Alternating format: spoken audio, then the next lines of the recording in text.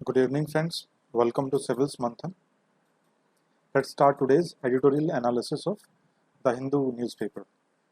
So आज हम 3 articles discuss करेंगे द हिंदू न्यूज़पेपर के. The first article is India China and fortifying the African outreach. So यहाँ पर हम डिस्कस करेंगे कैसे इंडिया और China are strengthening their African outreach in this COVID-19 pandemic. तो इसमें ये बताया गया है कि कैसे अफ्रीकन कंट्रीज़ ने initially they check the initial spread. Initially इन्होंने अच्छा रिस्पॉन्स किया, अच्छा काम किया, but slowly what we are noticing that they are very poorly equipped. Starting में तो कंट्रोल किया उन्होंने इनिशियल स्प्रेड को, बट अभी जब कंडीशन वहाँ पर वायरस तेज़ी से फैल रहा है, so it is not well equipped, it is poorly equipped in fact.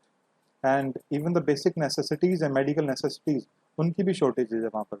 तो वहाँ पर mask, ventilators and even basic necessities like soap, water, ये तक यानी बेसिक नेसेसिटीज़ ही नहीं है वहाँ पर. So how Africa will handle this kind of situation? तो यहाँ पर इसको बेसिकली अफ्रीका कहाँ पर डिपेंडेंट है? एक्सटर्नल एड पे डिपेंडेंट है ये. और इन्हीं सब के भी जो एक्सटर्नल एड यहाँ पर आ रही है, चाइना से आ रही है, इंडिया भी अफ्रीका को हेल्प कर रहा है.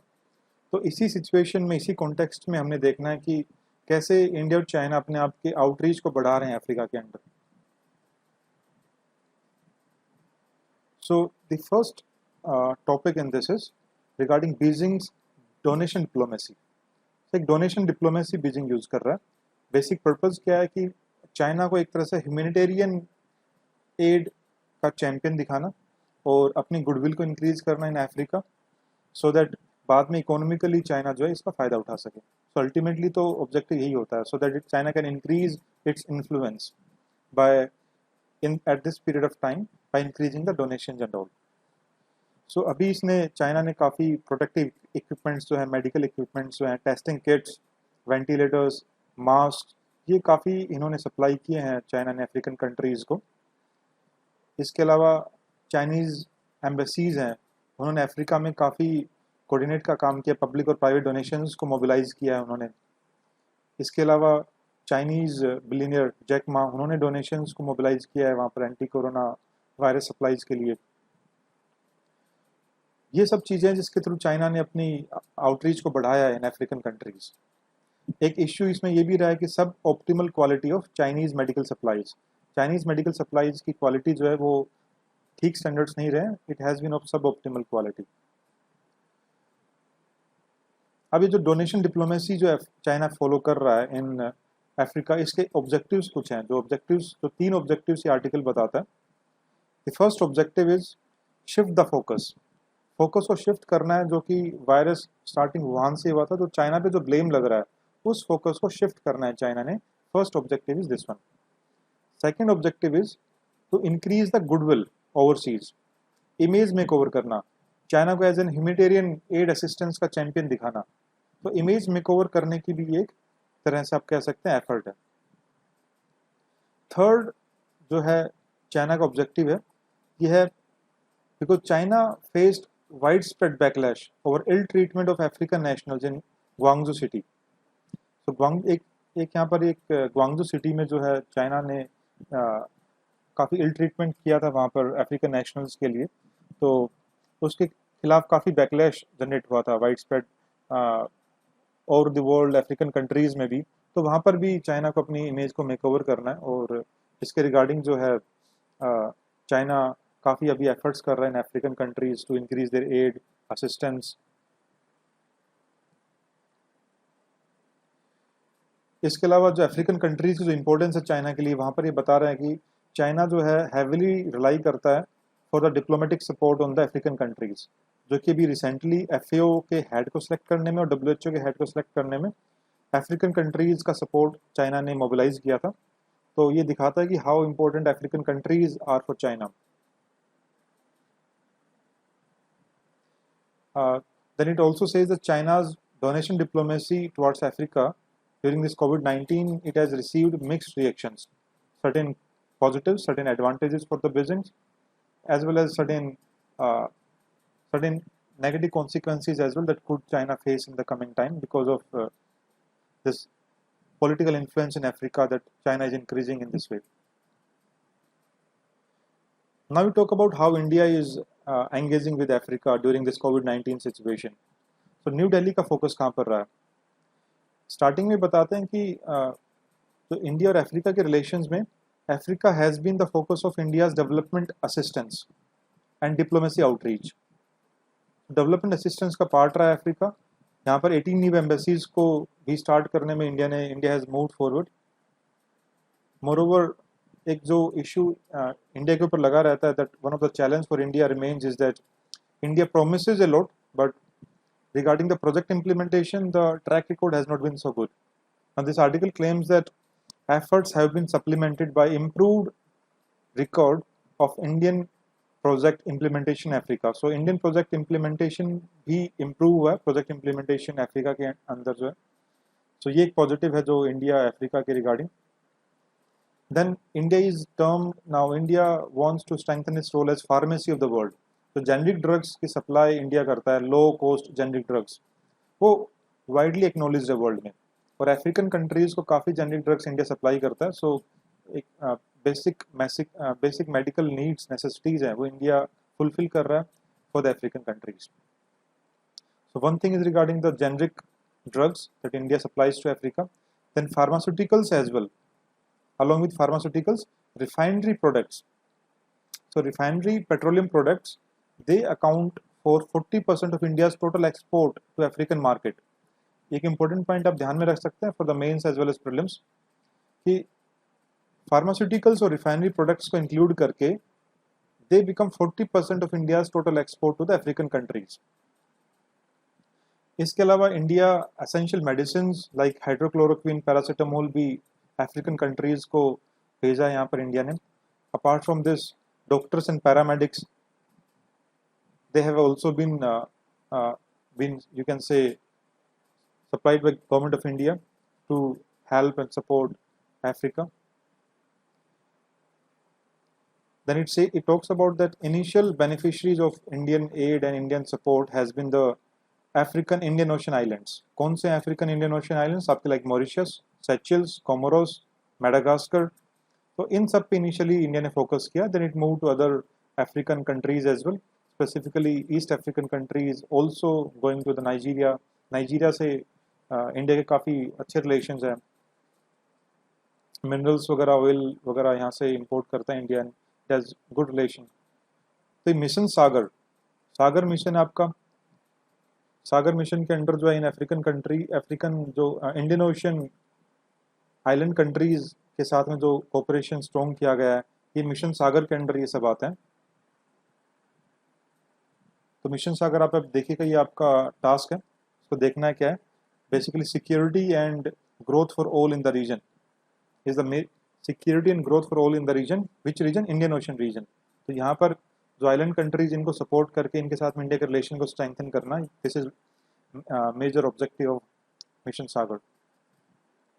देन EITC, इसके अंडर भी जो है इलेक्ट्रॉनिकली कैसे इंडिया ने इनिशिएटिव्स को एक्सटेंड किया है वेबिनार्स के थ्रू, वहाँ के हेल्थ केयर प्रोफेशनल्स को ट्रेनिंग वगैरह दे के वेबिनार्स के थ्रू, राइट. तो ये सब चीज़ें इंडिया ने एफर्ट्स किए हैं. And sharing of best practices as well by Indian health experts with countries like Nigeria, Kenya, Mauritius, Namibia. तो इन सब कंट्रीज के साथ इंडिया ने कोलेबरेट किया है to strengthen their health care systems. अब इसके अलावा ड्रग्स एंड वैक्सीन के अंदर भी कॉमन इंटरेस्ट ग्रो कर रहा है regarding the research and development. कुछ अफ्रीकन कंट्रीज है like Mauritius, so they are pushing for health care partnership in traditional medicine like Ayurveda. तो ट्रेडिशनल मेडिसिन आयुर्वेदा के अंदर कॉमन पार्टनरशिप पे काम हो रहा है बिटवीन मॉरिशस एंड इंडिया. इसके अलावा जो इंडियन कम्युनिटी है specifically in the east African countries, उन्होंने काफ़ी मोबिलाइज किए in the awareness and all. Nigeria and Kenya के अंदर वहाँ पर इंडियन बिजनेसमैन ने काफ़ी पैसे को मोबिलाइज भी किया है to support the local funds to fight the COVID-19. Apart from that gurudwara और टेम्पल्स ने काफ़ी वहाँ पर काम किया है for the support for the people there in Africa. Community kitchen को मोबिलाइज किया है, helplines, distributing the disinfectants and sanitisers. जो बेसिक नेसेसिटीज़ हैं to fight this COVID-19 pandemic, उसके रिगार्डिंग डिफरेंट डिफरेंट आपके फैक्टर्स हैं, सिविल सोसाइटी है, private sector है, बिजनेसमैन है, गवर्नमेंट ऑफ इंडिया है, हेल्थ एक्सपर्ट्स हैं. So at different you can say levels efforts have been there to support African countries, to partnership with them, to increase their capacities. तो इन सब चीज़ों के ऊपर काम किया इंडिया ने. तो एक तो तरफ हमने देखा कि हाउ बीजिंग्स डोनेशन डिप्लोमेसी और इंडिया की आउटरीच, इंडिया का जो फोकस है. अब इनके बीच में कंट्रास्ट क्या है, कैसे दोनों कंट्रीज मूव कर रहे हैं इन अफ्रीका, वो हम देखते हैं. कंट्रास्ट क्या है? तो एक तो ये बता रहा है कि जो रिलायबल पार्टनर अफ्रीका, दोनों के दोनों अपने आप को रिलायबल पार्टनर अफ्रीका शो करना चाह रहे हैं इस टाइम पे, because this is the time of the need. So it will help in improving the credentials as humanitarian champions, right? So ये एक अपने आप को ह्यूमैनिटेरियन चैंपियंस का, एक लीडर का रोल दोनों countries they want to showcase the whole world and specifically here in the Africa. China के बारे में बताते हैं. चाइना का जो एस्पेक्ट्स है वो तीन चीज़ों पे डिपेंड करता है. एक तो आपका money, political influence and elite level, wealth creation, इस लेवल पे. Secondly state, strong state to state relations as oppose to people ties. India का जो people to people ties, soft power India की ज़्यादा है, राइट? तो यहाँ पर एक डिफरेंस है आपका. Third, hard infrastructure projects and resource extraction. तो चाइना क्या करता है, सब कुछ सपोज करते हैं कोई भी प्रोजेक्ट करना है तो स्टार्टिंग से लेकर लास्ट तक का सब कुछ वो चाइना में मैन्युफैक्चर करते हैं. Then they setup there any of the project in Africa. तो इसका मतलब मैक्सिमम जो काम आपका हो रहा है, वैल्यू एडिशन हो रहा है, वो चाइना के अंदर हो रहा है. उसके बाद उस प्रोजेक्ट को सेटअप करते हैं अफ्रीका में. सो मैक्सिमम एम्प्लॉयमेंट भी वहाँ पर इन केस चाइना में ही डेवलप हो रहा है. सो ये कुछ चीज़ें हैं. जबकि इंडिया का प्रोजेक्ट डिफरेंट है. इंडिया का प्रोजेक्ट पार्टनरशिप का लेवल का रहता है. इंडिया एक तरह से कैपेसिटी बिल्डिंग का काम करता है, right? So what happens in capacity building? Capacity building में द कंट्री गेट्स एम्पावर्ड, जिस भी कंट्री के साथ पार्टनरशिप है. जबकि एक तो चाइना की अप्रोच है, चाइना की अप्रोच डेट डिप्लोमेसी की रहती है, कि कंप्लीटली रिसोर्स एक्सट्रैक्शन की डिप्लोमेसी है, कि मैक्सिमम बेनिफिट जो है चाइना को, and they make the other country totally dependent on it. अब इंडिया के अप्रोच क्या बताते हैं? इंडिया के approach building the local capacities, ये इंडिया के अप्रोच है. An equal partnership with African countries. तो एक कंट्रास्ट आपको देखने को मिलेगा, how China takes it diplomacy with African countries even at this time of COVID-19, how India moves ahead with this, right? China के पास काफ़ी फंड्स काफ़ी है. It can mobilise huge amount of money, billions of dollars China has mobilised in Africa. India के साथ problem क्या है कि इंडिया के पास एक तो फंड्स की कमी होती है, राइट? सेकेंडली प्रोजेक्ट इम्प्लीमेंटेशन में भी ट्रैक रिकॉर्ड ठीक नहीं रहता इंडिया का. बट अभी रिसेंटली जो है, लास्ट ईयर भी हम बात करते हैं, एक Asia Africa growth corridor, Asia Africa growth corridor, AAGC. so ये इंडिया और जापान जो है मिलके, जस्ट लाइक बिकॉज चाइना एक तरफ मूव कर रहा है, सो इंडिया जापान का एक कॉमन प्लेटफॉर्म है. Through this AAGC, Asia African growth corridor, both countries India and Japan will move ahead in Africa. और अफ्रीका में मिलके काम करेंगे इन इम्प्लीमेंटेशन ऑफ प्रोजेक्ट्स, फंडिंग वगैरह जो भी काम करना होगा, because Japan has expertise in technology, funds में, इन सब चीज़ों के अंदर. एंड इंडिया के साथ कोलेबरेट करके दोनों कंट्रीज यहाँ पर मूव करना चाहते हैं, सो दैट चाइना को कंटेन किया जा सके किसी हद तक यहाँ पर. बिकॉज सेकेंडली दोनों की collaboration, both countries they have met their common interest in Africa. That's all about this India Africa. So काफ़ी कुछ पॉइंट्स है, common points that you can fetch for the mains. Next article, it's about recent growth estimates that have been declared by NSO, National Statistical Office. It comes under which ministry? Ministry of Statistics and Program Implementation. So Ministry of Statistics and Program Implementation में NSO आपका National Statistical Office, इसने fourth quarter of fiscal 2019-20 के growth estimates बताएं. Latest estimate आपका बता रहा है कि 3.1%, और कंप्लीट 2019-20 का जो ग्रोथ है आपका 4.2% से ग्रो किया इंडिया ने लास्ट ईयर, जो कि बहुत कम है. एफईसी स्टार्टिंग में 8% का, इनिशियली 6 से 8% का था, फिर 6% का आपका आया, बट एक्चुअल में ग्रो कितना किया ये बता रहे हैं एस्टिमेट अभी भी 4.2% का है. तो ये कुछ बता रहे हैं कि कुछ लोगों ने बोला कि even government has said that कि लॉकडाउन इम्पैक्ट की वजह से ये डेटा में अभी पूरी तरह से फ्लो हुआ नहीं है, सो इसकी ये भी एक वन ऑफ द रीजन रहा है इतना कम आने का। बट इसी 25 मार्च को जो है आपका लॉकडाउन अनाउंस किया गया, नेशन वाइड लॉकडाउन। तो इसका बहुत बड़ा इम्पैक्ट कह नहीं सकते हैं, बिकॉज इसका मतलब कि डीप प्रॉब्लम पहले से चलती आ रही है, डिमांड रिलेटेड प्रॉब्लम्स पहले से चलती आ रही है रिगार्डिंग द इंडियन इकोनॉमी। तो भी इस सिचुएशन के अंदर बता रहे हैं कि डिफरेंट इंडस्ट्रीज हैव प्लमेटेड, उनकी ग्रोथ प्लमेट होगी, कॉन्ट्रैक्ट कर रही है basically economy in the different sectors. Manufacturing sector के बारे में बता रहे हैं कि it has contracted for a third state quarter and shrink by 1.4%। 1.4% का कॉन्ट्रैक्शन रहा है, ग्रोथ की बात तो छोड़ ही दो आप, कॉन्ट्रैक्शन हो रहा है यहाँ पर। कंस्ट्रक्शन में भी 2.2% का कॉन्ट्रैक्शन है। तो कुछ बेसिक फैक्ट्स हैं that you can that can help you to understand the present situation of economy। Mains में, प्रीलिम्स में कहीं पर भी इनका यूज हो सकता है। फिर इसके बारे में बता रहे हैं कि जो इकोनॉमी है, one of the basic problem in economy की डिमांड ड्रोट है, डिमांड बहुत कम है इस टाइम इकोनॉमी में, राइट। तो प्राइवेट कंजम्पशन स्पेंडिंग जो है वो जीडीपी का करीब 55 से 60% होती है, वो प्राइवेट कंजम्पशन स्पेंडिंग भी जो है बहुत कम हो गई है, वो डाउनवर्ड ट्रेंड पे गई है, और ग्रोथ केवल 2.7% रही है in the private consumption spending में। Investment activities they have contracted. इसके अलावा जो 8 कोर इंडस्ट्रीज हैं, 8 कोर इंडस्ट्रीज कितना, 40% ऑफ आईआईपी। एक इंपॉर्टेंट प्रीलिम्स का क्वेश्चन बन सकता है आपका। एक पहला क्वेश्चन क्या है, 8 कोर इंडस्ट्रीज कौन सी है, ठीक है, बताइए कौन सी है, थोड़ा रिकॉल कीजिए। If you don't have any idea, just search over the internet और जस्ट रीड ओवर दिस। 8 आपकी कोर इंडस्ट्रीज हैं। तो कौन कौन सी आपकी, crude oil, second natural gas, third refinery products, fourth electricity, fifth steel, sixth cement, seventh fertilizer, eighth coal. ये आपकी 8 कोर इंडस्ट्रीज हैं, इनको याद रखना है।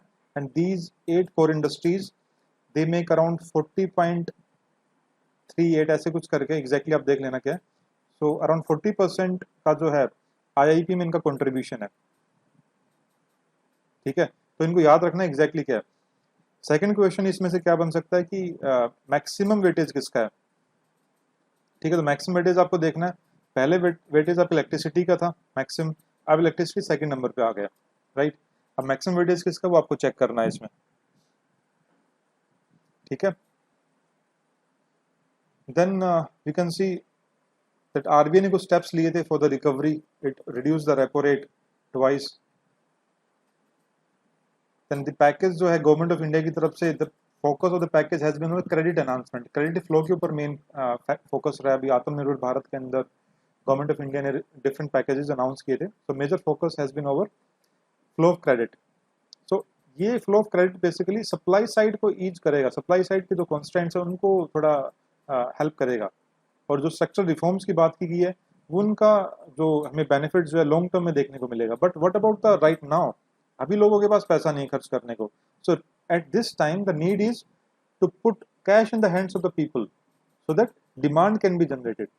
लोगों के पास पैसा होगा तो डिमांड बढ़ेगी, अभी लोगों के पास पैसा ही नहीं है, काम ही नहीं है, जॉब्स चली गई हैं, इकोनॉमी डाउन है। तो ये एक जो है आर्टिकल इसके बारे में बात करता है। Next article is about work force habits.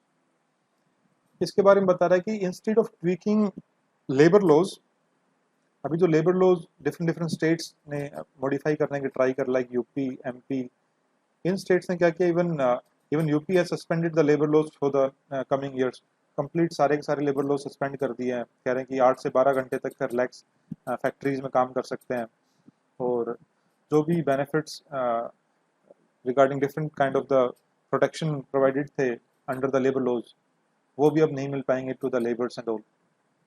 तो ये बता रहे कि इंडिया का जो डेमोग्राफिक डिविडेंड है, बिकॉज डेमोग्राफी इंडिया की पॉजिटिव है because youth, maximum population youth है in the working age group, but demographic dividend complete disarray में है, पूरी तरह से डिसऑर्गेनाइज है इस टाइम पे, पूरी तरह से ये ठीक काम नहीं कर रहा बिकॉज इस टाइम पे पॉपुलेशन वर्किंग एज में है लेकिन वो काम नहीं कर पा रही। क्यों नहीं काम करी? लॉकडाउन था, इनफॉर्मल सेक्टर के जो लोग थे वो वापस चले गए, अब जो वर्कर्स थे they have gone to their native places, ठीक है।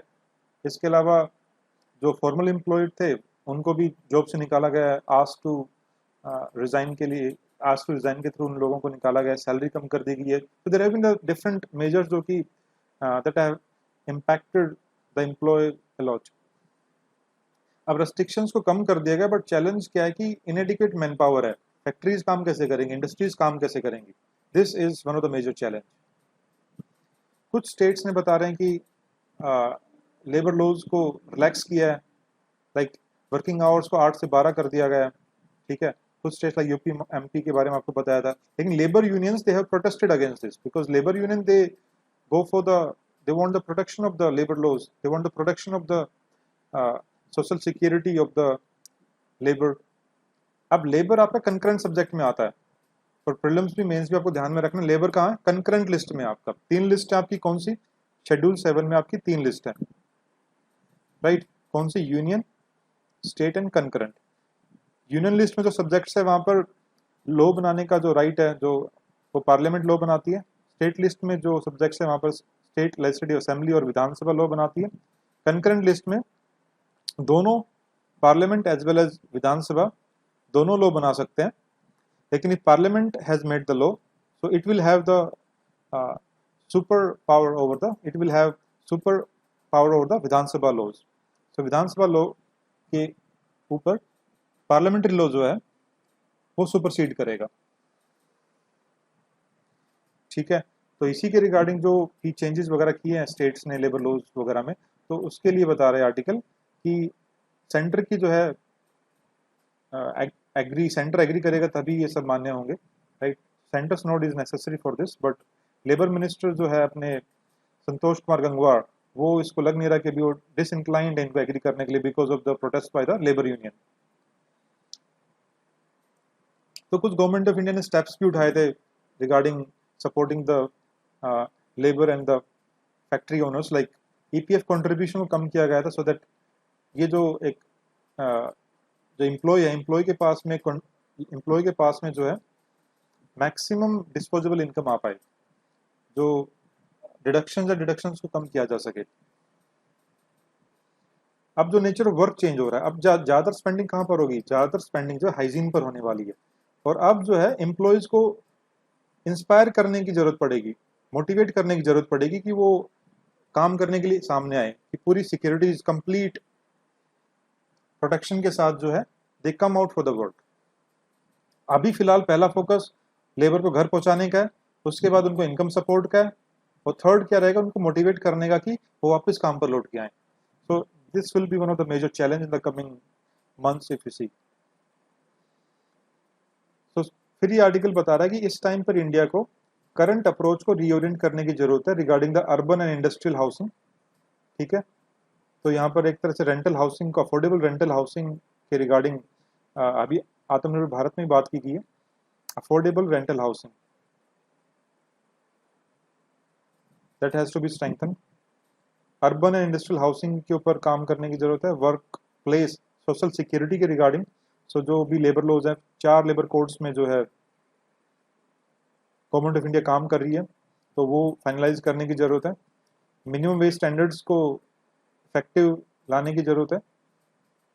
Then it also talks about that there are certain paper laws, for example interstate migrant workman act, इनको भी रिव्यू करने की रिक्वायरमेंट है, बिकॉज अब अगर हम देखें इंडस्ट्रीज और लेबर, इन दोनों के बीच में लेबर लॉज एक बैलेंस का रोल प्ले करना चाहिए।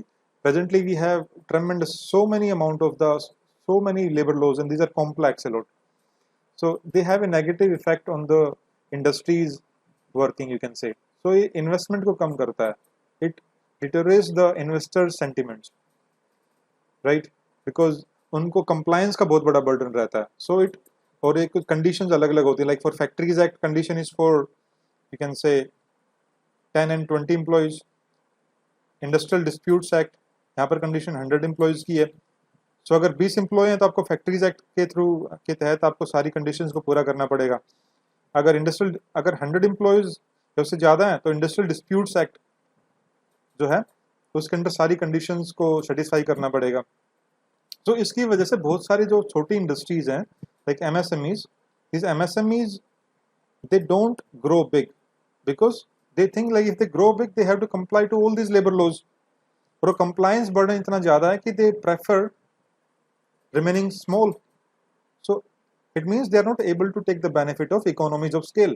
तो ये इंडस्ट्रीज ना केवल खुद छोटी रह जाती हैं, पूरी इकोनॉमिकल एक्टिविटी वो सप्रेस हो जाती है। But on the other hand labour जो है उनकी भी सोशल सिक्योरिटी है, उनके भी कुछ लेबर स्टैंडर्ड्स हैं, राइट, कुछ मिनिमम वेजेस हैं, इन सबको प्रोटेक्ट करने की भी रिक्वायरमेंट है। So labour laws should be simple to comply, right, but they should also be effective to provide effective protection to the rights of the labour as well. So इनके बीच में बैलेंस की बहुत it is very pertinent to bring a balance in these. So that's all for today. If you have any questions, you can ask your questions on this Telegram group. Link of this Telegram group and channel is given in the description box below. We are some civil servants who are managing this, and we will be very happy to help you out in this phase of preparation. Thank you very much, and if you like our video, please do subscribe, like and share it. That's all for today.